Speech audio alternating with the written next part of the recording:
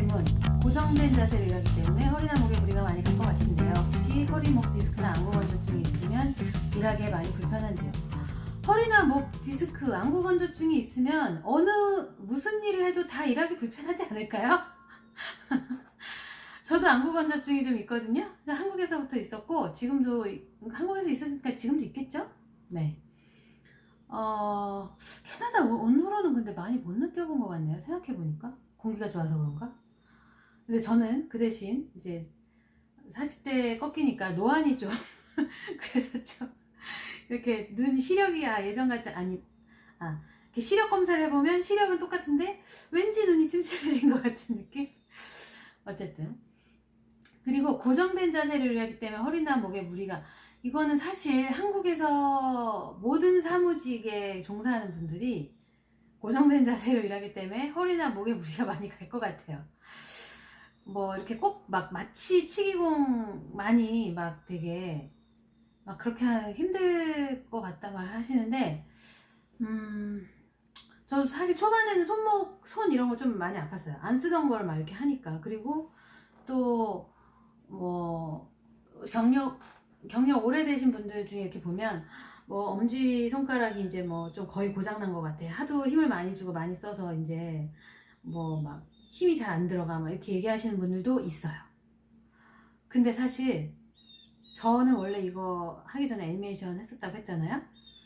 저는 이미 제가 이제 여기 뒤에서부터 해서 어깨 이쪽으로 해서 팔로 이렇게 해서 손가락까지 이렇게 내려오는 이 그러니까 통증이죠. 이 통증이 있어요, 이미. 그러니까 치기공 시작하기 전에 이미 있었어요. 애니메이션 일 때문에 이제 생긴 거죠. 마우스를 하도 많이 써서. 그래서 저는 이제 마우스를 요새도 이제 제 그 펜으로 된 마우스 있잖아요. 타블렛. 그걸로 이제 대신 쓰는데, 그러니까 제가 이 얘기를 하는 이유는 뭐냐면, 무슨 일을 해도 치기공 안 하면 뭐 그런 어떤 무리가 안 생길까요? 다른 거 하면 그거 하는 대로 저는 있다고 봅니다. 그래서 다른 일을 하면 몸에 전혀 무리가 없고 다 건강할 수 있고, 그런데 마치 치기공을 하면 치기공 때문에 이렇게 좀 생각하시는 분들도 있는데, 모르겠어요. 전에 무슨 일을 하셨었는지 모르겠지만, 저희 남편 같은 경우는 계속 사무직이지만 어깨도 아프고 허리 디스크도 생겼고요. 저 같은 경우는 애니메이션 쪽 일을 했는데 뭐 손목 이거 이미 아팠었거든요. 꼭 이게 뭐 다른 일은 안 그런데 치기공만은 그렇게 하면 몸이 상한다 그럴까요? 잘 모르겠습니다. 어떤 일을 하던 다 그 일에 해당하는 좀 그런 어려움이 있겠죠. 4번.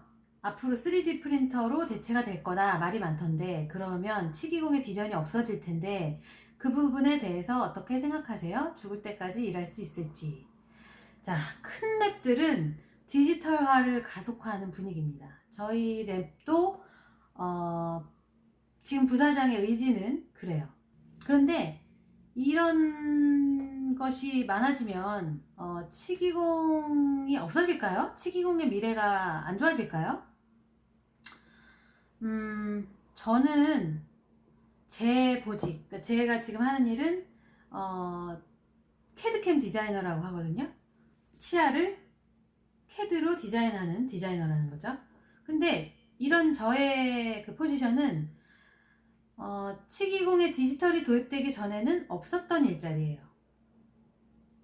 또 저희 회사 같은 데보다 더 큰 규모의 회사들은 밀링만 전문으로 하는 포지션도 있다고 들었어요. 밀링이라는 게 뭐냐면 한마디로 그 캐드로 디자인된 그 치아를 깎는 기계를 말하는 거죠. 한마디로 3D 프린터 기계죠.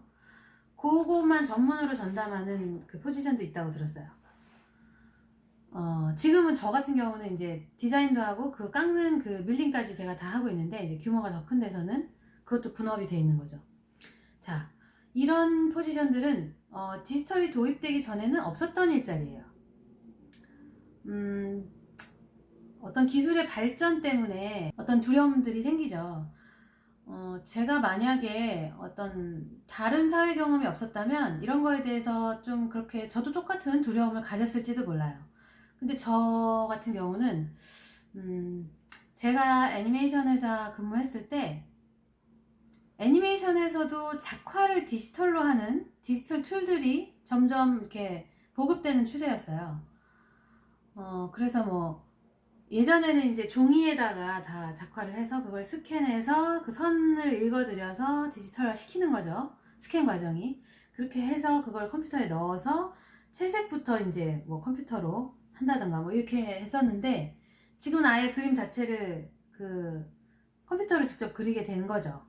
그렇다면 컴퓨터로 할 수 있으니까 애니메이션 일자리는 없어질까요?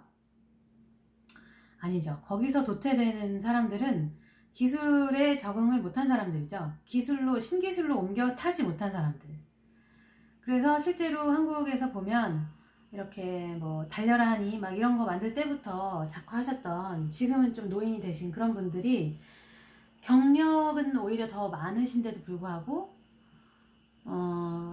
점점 도태되는 그런 현상을 보면 좀 가슴이 아프죠. 그런데 그분들이 그렇게 도태되는 이유는 그 애니메이션 제작에 있어서 그 새로운 기술로 옮겨 타시지 못하였기 때문이거든요.